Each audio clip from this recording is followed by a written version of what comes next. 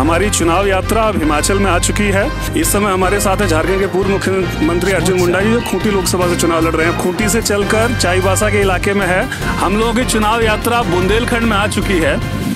इस समय हम लोग राजस्थान के अजमेर लोकसभा क्षेत्र में खड़े हुए हैं। हम लोग राजस्थान की अलवर लोकसभा में इस समय मौजूद हैं। सुबह हम लोग गुड़गांव के इलाके में थे और अभी हम लोग रोहतक के इलाके में आ चुके हैं। हम लोग इस समय पंजाब में हैं। साइक्लोन फोनी के चलते कल हम लोगों का कामकाज थोड़ा बाधित हुआ था। नमस्कार, पंचायत टाइम्स में आपका स्वागत है। मैं हूं सुभाष पोद्दार और मेरे साथ है राजन पांडे, जो चुनाव यात्रा पूरा करके आज हमारे साथ स्टूडियो में हैं। और आपको बता दें कि हमने 9 राज्यों को हमने कवर किया। जो चुनाव यात्रा हमारा वहां पे गया, हमने बहुत सारे जगहों से लाइव किया और आप तक हमने खबरें पहुंचाई जो किसी ने नहीं पहुंचाई।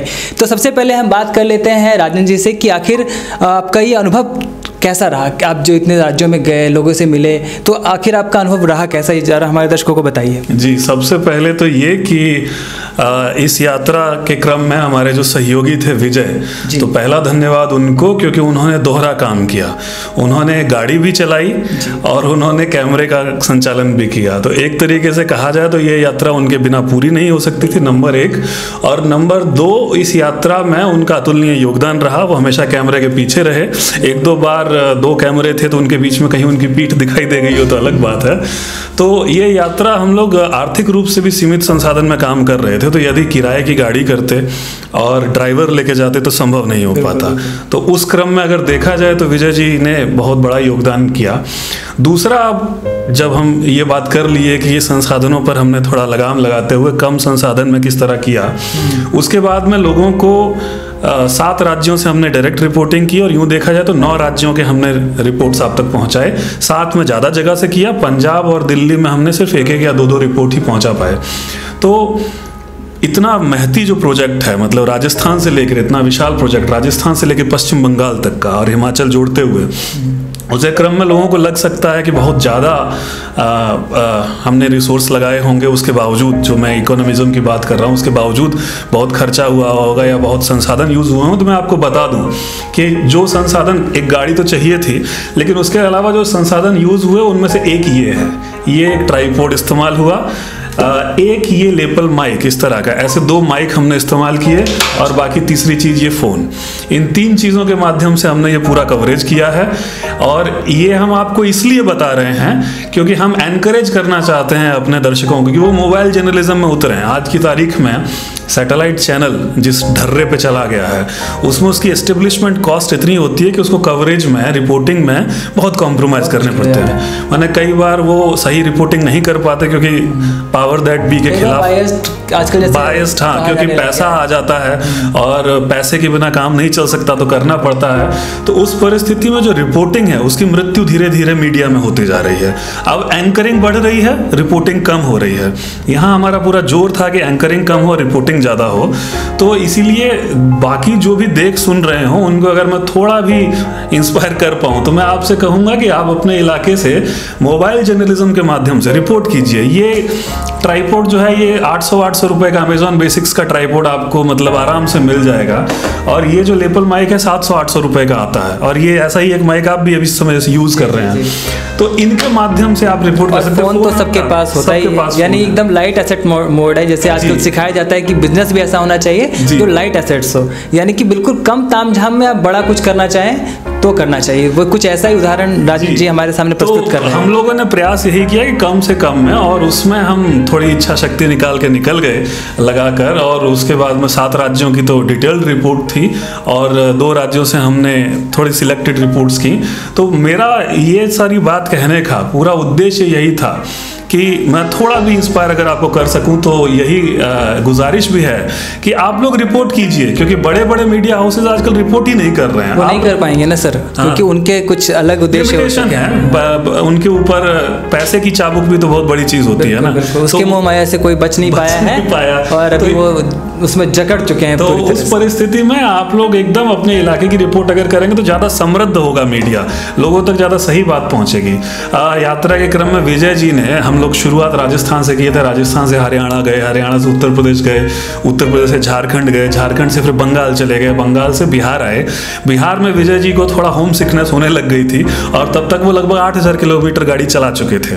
28 दिन हम लोग हो गए। Guinness book of world record में नाम उनका दर्ज होने वाला है। नहीं, उतना बड़ा रिकॉर्ड तो नहीं था, लेकिन हाँ, पत्रकार के बतौर बड़ा सीरियसली कि बहुत मतलब इतने जगह घूमना और ड्राइव करना और कंटिन्यूसली चलते रहना एक काबिल तारीफ। तो उसके बाद में उनको होम सिकनेस हो गई, तो बिहार में एक दूसरी टीम थी, हमारे एक मित्र थे डॉक्टर सज्जन कुमार, जिनके साथ बिहार कवर किया, उनके साथ मुझे छोड़ के और वो फिर अपना राजस्थान चले गए थे।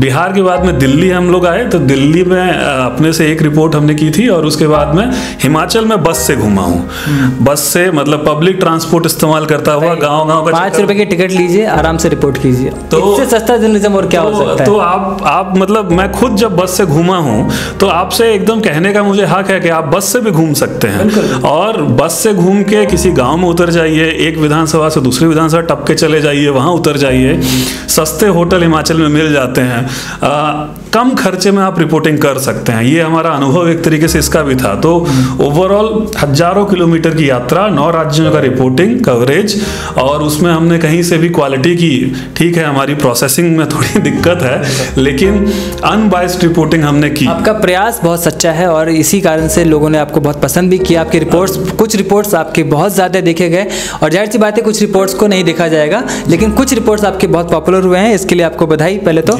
और सबसे पहला हम आपसे एक सवाल पूछना चाहेंगे कि आपके दिल के सबसे ज़्यादा करीब जो है, पहले वहीं से शुरू करते हैं कि सबसे ज़्यादा करीब, सबसे ज़्यादा यादगार जो एक रिपोर्टिंग जहाँ से आपने करी हो, सबसे पहले उसी की बात करते हैं। वो कौन सी रिपोर्ट है? देखिए 3-4 रिपोर्ट्स मुझे लगता है कि मुझे बहुत, मेरा दिल बहुत खुश हुआ जो मैं रिपोर्ट कर पाया।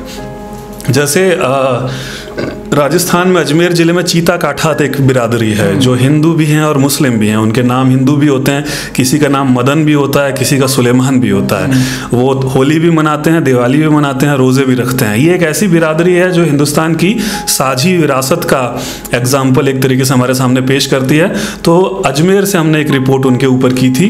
वो रिपोर्ट फेसबुक लाइव डिसरप्ट हो गया तो कुछ चीज़ें उसमें रह गई थी जाने से, लेकिन काम की चीज़ें मिल गई थी। हाँ, लेकिन 1-2 चीज़ें और थी। जैसे उसी बिरादरी से अभी कश्मीर में 2 युवा शहीद हुए। अच्छा। तो आर्मी में भी उनका योगदान है, सेना में भी उनका योगदान है। और एक बहुत ही होमोजीनियस, मतलब एक बहुत ही खूबसूरत एग्जाम्पल है हिंदुस्तान की साझी विरासत का। सब एक गुलदस्ता ऐसा है जिसमें गुलाब के फूल भी है, गेंदे के फूल भी हैं, और वैसे ही कुछ संस्कृति को वो मतलब अभी तक संजोए रखे हैं, जी रहे हैं। तो इससे कुछ सीखने की जरूरत थी, तो सर ने उसको पकड़ा कि भाई वो लेना बहुत जरूरी है। एक ये रिपोर्ट मेरे दिल के बहुत करीब है। दूसरी अगर इसी तरह की बात करूं तो झारखंड में घूमने के क्रम में हम लोग चाईबासा में थे। चाईबासा एक अति पिछड़ा जिला है और पश्चिमी सिंहभूम के इलाके में थे। और वहाँ पर चाईबासा से थोड़ा निकल के एक गांव के पास में हम लोग पहुँचे तो वहाँ पर बच्चे टारगेट प्रैक्टिस कर रहे थे, तीरंदाजी कर रहे थे। और उनमें से कुछ बच्चे थे जो 7 साल की उम्र से तीरंदाजी कर रहे थे और तीरंदाजी मुश्किल खेले। उसके बावजूद 2 बच्चों के पिता भी वहाँ थे जो कोच के बतौर काम कर रहे थे, और भी कुछ बच्चे थे। तो वो किसी NGO से कुछ पैसा लेके, कहीं से कुछ उधार लेके उन्होंने सारा सरंजाम जुटाया था और उसके आधार पर वो बच्चे प्रैक्टिस कर रहे थे। और ये चीज़ हम खूंटी में कुछ और जगहों से रिपोर्ट नहीं कर पाए, लेकिन खूंटी में भी देहात में, मतलब धुर देहात में जहाँ बिजली 2 घंटा 4 घंटा आती है, उन जगहों पर बच्चे हॉकी स्टिक लेकर सुबह शाम खेलते हैं, प्रैक्टिस करते हैं।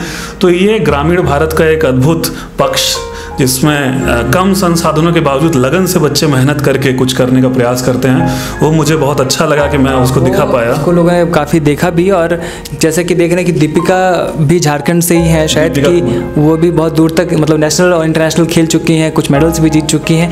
तो वो मतलब उसी का एक असर कह सकते हैं कि उस तरह के खिलाड़ी जब बाहर आ रहे हैं, असर, हाँ, तो उससे एनकरेजमेंट मिलता है। जैसे खूंटी जिले के कम संसाधन होते हुए भी वो बच्चे कर रहे हैं, प्रैक्टिस कर रहे हैं, कुछ उम्मीद लिए हुए, तो एक बड़ी बात है। बात कर लेते हैं जहां पर सबसे ज़्यादा सीटें हैं लोकसभा की, उत्तर प्रदेश की। तो उत्तर प्रदेश में जो है आपका वो अनुभव कैसा रहा? उत्तर प्रदेश के जो लोग हैं उनसे कैसा संपर्क रहा, उसके बारे में जरा बताइए। नहीं, उत्तर प्रदेश तो मेरा खुद का गृह राज्य है, तो इस वजह से उत्तर प्रदेश इससे पहले भी कई बार कवर कर चुके हैं, 2017 असेंबली में, 2012 असेंबली में। तो उत्तर प्रदेश तो घर है। इनफैक्ट यात्रा के क्रम में एक दिन घर में भी रुकना हुआ था। तो अच्छा रहा अनुभव, खूबसूरत रहा। और यात्रा के क्रम में हमने सब जगह से, प्रयास हमारा था, हालांकि हम तीसरे चरण के आसपास पहुंचे थे, फिर भी प्रयास था कि सब जगह से रिपोर्ट हो। तो हमने पश्चिमी यूपी से भी रिपोर्ट किया, हमने बुंदेलखंड से भी रिपोर्ट किया, हमने रायबरेली से भी रिपोर्ट रिपोर्ट किया, हमने पूर्वांचल से भी रिपोर्ट किया, यानी अवध, पश्चिमी उत्तर प्रदेश, पूर्वांचल और बुंदेलखंड, जो 4 बड़े भाग हैं उत्तर प्रदेश के, चारों जगह से रिपोर्ट किया। रायबरेली, अवध में हम लोग रायबरेली गए और हमने ये जानने की कोशिश की कि सोनिया गांधी को लोग क्यों इतना पसंद करते हैं, जिस पर एक रिपोर्ट हमने की थी। एक रिपोर्ट हमने बुंदेलखंड से की थी कि कैसे सूखे में लोगों की जिंदगी और उसमें राजनीति और खेती किसानी किस तरह से चल रहा है। पश्चिमी यूपी में हमने रिपोर्ट की थी कि कैसे रामपुर के अंदर की हमने बात की थी कि आजम खान के पक्ष में कौन से समीकरण हैं या खिलाफ कौन से समीकरण हैं। बरेली हम गए थे, पीलीभीत हम गए थे, मतलब तराई का इलाका उसको कहा जाता है। तो पीलीभीत में वरुण गांधी की सीट है और वहाँ पर हमने देखा कि कुछ मुश्किल भी उनके लिए हो सकती है। हालांकि बाद में हमने पाया कि इतनी मुश्किल नहीं है, लेकिन कुछ मुश्किल भी उनके लिए हो सकती थी, उस पर भी हमने एक रिपोर्ट की थी। तो और उसके बाद में पूर्वांचल में हम लोग ठेठ रॉबर्ट्सगंज तक गए थे। रॉबर्ट्सगंज जो आदिवासी बहुल जिला है, काफ़ी पिछड़ा हुआ इलाका है, झारखंड से सटा हुआ। अच्छा। तो पूरे प्रदेश से उस क्रम में हमने रिपोर्टिंग की ताकि एक होलिस्टिक पिक्चर प्रदेश की बन सके। और चूंकि बड़ा राज्य है, सब कवर नहीं कर सकते, तो अंत में एक हमने डिस्कशन किया था डॉक्टर सज्जन कुमार के साथ में कि प्रदेश में हवा किस तरफ बहती दिखाई दे रही है और किधर चीज़ों के जाने का अनुमान है। तो वो मुझे लगता है उससे हमने कोशिश की कि प्रदेश की एक मुकम्मल तस्वीर लोगों के सामने आ सके। चलिए अब एक और बात करते हैं कि हिमाचल प्रदेश जो एक चर्चा का विषय आजकल, और हम लोग हिमाचल कवर भी बहुत ज़्यादा करते हैं, तो हिमाचल प्रदेश में आपका अनुभव कैसा रहा? हिमाचल प्रदेश में क्या स्थिति, क्या कांग्रेस खाता खोल पाएगी या नहीं खोल पाएगी? बस सीधा सवाल है मेरे से। देखिए, ये सीधा सवाल तो कायदे से हम लोगों को इस पर 1-2 दिन और है, उसके बाद में नतीजे आ ही जाएंगे। लेकिन 4-0 बीजेपी कर पाएगी, इस पर मुझे थोड़ा संशय है, क्योंकि 3 सीटों पर बहुत कड़ा मुकाबला है। लोग हम ये मान के चल रहे थे, जब यहाँ से निकले थे तो मान के चल रहे थे कि आश्रय बहुत अच्छा परफॉर्म करेंगे, बाकी जगहों पर शायद इतना अच्छा ना हो। लेकिन हमने देखा कि शिमला, हमीरपुर और कांगड़ा, तीनों जगह पर कांग्रेस कड़ा मुकाबला दे रही थी। इनफैक्ट कांगड़ा एकमात्र सीट ऐसी है जहाँ पर दोनों प्रत्याशी एक ही जाति से नहीं है, अलग अलग जाति से हैं। बीजेपी के अलग जाति से हैं, कांग्रेस के अलग जाति से हैं। तो बाकी तीनों जगह पर, हमीरपुर पर दोनों प्रत्याशी एक ही जाति से, ठाकुर जाति से हैं, मंडी में दोनों ब्राह्मण हैं और शिमला में दोनों दलित समुदाय से आते हैं। एक यही है जहाँ पर थोड़ा जाति का फैक्टर चल रहा था कांगड़ा में। तो कांगड़ा भी जो ईजी मानी जा रही थी, ईजी नहीं थी। बाकी हिमाचल तो बहुत खूबसूरत जगह है, वहाँ जाके हमेशा ही अच्छा लगता है, घर जैसा फील होता है। और मंडी में घूमने के क्रम में मंडियाली धाम का भी मजा लिया। तो कुल मिला के हिमाचल के अनुभव तो हमेशा से, हिमाचल जैसे मोदी के बहुत करीब है, दिल के लगता है, आपके भी बहुत ज़्यादा करीब है। मोदी जी की बात मोदी जी जाने, लेकिन हाँ, हिमाचल एक बहुत खूबसूरत राज्य है, किसी के भी दिल के करीब, जो भी जाएगा उसके दिल के करीब हो जाएगा। लोग बहुत सीधे हैं, कोई छल कपट बहुत ज़्यादा नहीं है, जीवन वहाँ आसान है और रिपोर्टिंग करना भी, जैसे मैं बस से रिपोर्ट कर पाया, बात भी करते हैं अच्छे से, बहुत टाइम भी है जी, नहीं बहुत टाइम नहीं, जैसे दिल्ली जैसे शहर में लोग भागते रहते हैं, वो आप समय की बात है ना। अब जैसे आप सुबह के टाइम दिल्ली में कामकाजी लोगों के बीच में जाएंगे तो दिक्कत होगी। अब हम टाइम की अगर बात करें तो इसी क्रम में अभी गेहूं की कटाई का सीजन था, लोगों के पास समय एकदम नहीं था।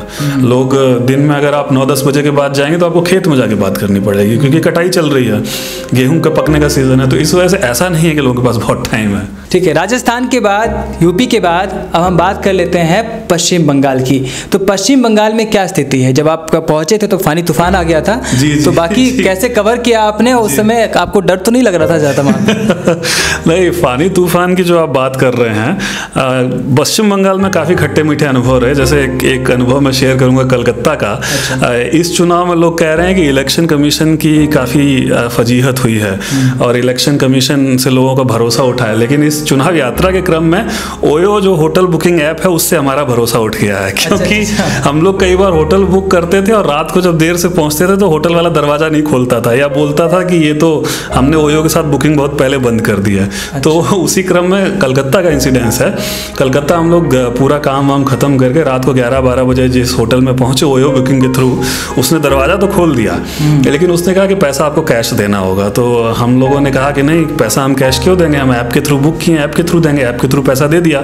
तो उनकी मालकिन ने हमें फ़ोन करके कहा कि नहीं, फिर हम आपको कमरा नहीं देंगे और आप जाइए यहाँ से। तो उसके बाद में पूरे दिन कामकाज के बाद में दिमाग का एकदम 12 बजा हुआ था, तो सहन शक्ति एकदम लास्ट पॉइंट पे थी। तो हम लोग थोड़े गुस्से में आके बोले कि ठीक है, अब हम पुलिस को बुलाते हैं और अब यही किया जाए कि आप भी पूरी रात कन्विंस करते रहिएगा उनको और हम भी उनसे बात करते हैं, क्योंकि ये तो एकदम गैरकानूनी बात है। तो हमने पुलिस को फ़ोन किया और आप विश्वास जानिए, कलकत्ता की पुलिस के बारे में लोग बहुत सारी ऊंची नीची बातें करते हैं, लेकिन वेस्ट बंगाल पुलिस बीच में उन्होंने तुरंत पूछा हमसे कि आपका पता क्या है, हम लोग आ रहे हैं। उसी बीच में फ़ोन कट गया, तो मैं इधर उधर पता पूछने जब नीचे गया तब तक मकान मालिक, जो होटल मालिक था, वो समझ गया कि मामला गड़बड़ा गया है, प्रेस का मामला है, तो वो खुद चला आया वहाँ पर और वो बोला नहीं सर ऐसी कोई दिक्कत नहीं है। तो उसके बाद में मैंने पूछा कि तुम्हें पुलिस बुलाऊं कि नहीं, तो बोला कि नहीं कोई दिक्कत नहीं है, आप आराम से रहिए। तो उसके बाद में मैं सोचा कि अब पुलिस को मैं दोबारा फ़ोन नहीं करूँगा, लेकिन उन्होंने कॉल बैक किया। उन्होंने कॉल बैक करके पूछा कि फ़ोन बीच में कट गया था, आप अपना पता बताइए, हम लोग आ रहे हैं। तो तब मैं उनको समझाया कि नहीं हमारा काम हो गया, आपको बहुत बहुत धन्यवाद। तो ये खट्टा मीठा अनुभव रहा। तो ये आपका क्या वर्स्ट एक्सपीरियंस था जो मतलब? नहीं वर्स्ट नहीं, मतलब मैं बोल रहा हूँ कि ऐप के क्रम में तो ये सब चला कई जगहों पर, बिहार में भी कई जगह अच्छा। ओयो के थ्रू रूम बुक किया, लेकिन कमरा नहीं। चुनाव यात्रा पे अगर कहीं जाएं तो आप समझ लें कि आपके साथ ये चीजें भी हो सकती हैं, इसके लिए भी प्रिपेयर रहना चाहिए। लेकिन ये एक बड़ी चीज़ है कि दिल्ली पुलिस भी कॉल बैक नहीं करती अगर कोई कंप्लेंट करना चाहे तो। कलकत्ता पुलिस ने कॉल बैक किया, और इसके लिए मुझे लगता है कि कलकत्ता पुलिस को साधुवाद हम दे रहे हैं इस वीडियो के माध्यम से भी, कि उन्होंने बहुत प्रोएक्टिव भूमिका की। जो आप फानी की बात कर रहे थे, फानी हम लोग कलकत्ता से निकल चुके थे और कायदे से हम लोग जिस दिशा में बढ़ रहे थे उसी दिशा में फानी आ रहा था। तो हम लोग तूफान की तरफ बढ़ रहे थे। अच्छा। हम लोग दीघा की ओर बढ़ रहे थे, और दीघा की साइड से ही, क्योंकि वो उड़ीसा बॉर्डर पे है, तो उड़ीसा में हिट करने के बाद दीघा की साइड से ही तूफान बंगाल में प्रवेश किया। हाँ, तो रात को बारिश, विजय जी बहुत डरे हुए थे, उनको लग रहा था कि अब हम फंस जाएंगे, लेकिन मैं बोला चलो यार ये सब तो पत्रकार हैं, तो ये सब रहेगा, झेलना पड़ेगा। तो उसी क्रम में गए, तो रात को हम लोग फिर तामलुक न जाकर बीच रास्ते में एक जगह पर रुक गए थे होटल में, और रास्ते के जितने हाईवे के आसपास उस तरफ जाने वाले हाईवे पर ट्रकों की कतारें लगी हुई थी दोनों साइड में, कोई भी ट्रक आगे नहीं जा रहा था। सब डर के मारे, मीडिया ने इतना डरा दिया था, सब डर के मारे साइड में गाड़ियां लगा के, जो भी होटल और ढाबे थे वो सारे भरे हुए थे।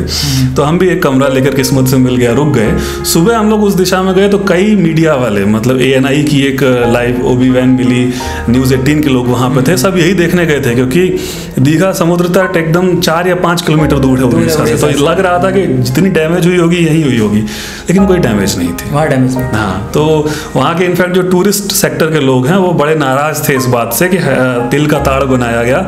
तो सैटरडे का दिन था, सैटरडे संडे वहाँ पिकनिक का टाइम होता है, 5 से 10 हज़ार टूरिस्ट। हाँ, पूरा बिजनेस उनका खराब हो गया। तो वो वीडियो भी हमने किया था, जिसको काफी लोगों ने देखा कि पुरी में काफी डैमेज हुई, लेकिन बंगाल में कोई उस तरह का डैमेज। बंगाल में उसका असर, क्योंकि वो आते थे, उनकी जो स्पीड थी वो काफी कम हो गई, तो इस वजह से नुकसान उतना नहीं हुआ जितना लोगों ने शंका जाहिर की थी।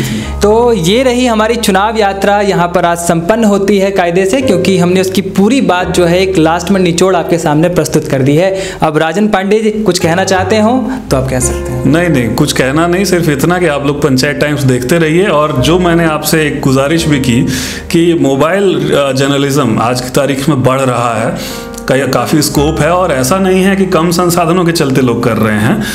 BBC भी मोबाइल जर्नलिज्म कर रहा है, इतना बड़ा संस्थान है, कई देशों में उनके ब्रांचेज हैं, कई भाषाओं में वो रिपोर्ट करते हैं, वो भी मोबाइल जर्नलिज्म कर रहे हैं। NDTV गैलेक्सी, सैमसंग गैलेक्सी पे शूट कर रहा है।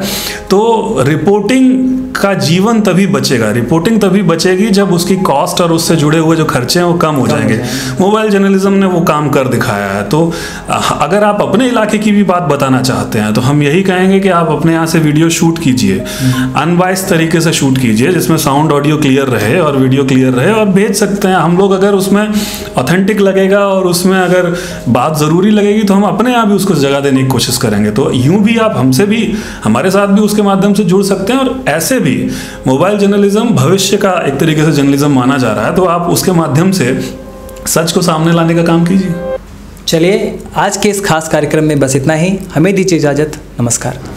भारत के पश्चिमी छोर से पूर्वी सीमा तक लोकसभा चुनाव की ग्राउंड रिपोर्ट, पश्चिम से पूरब चुनाव यात्रा 2019।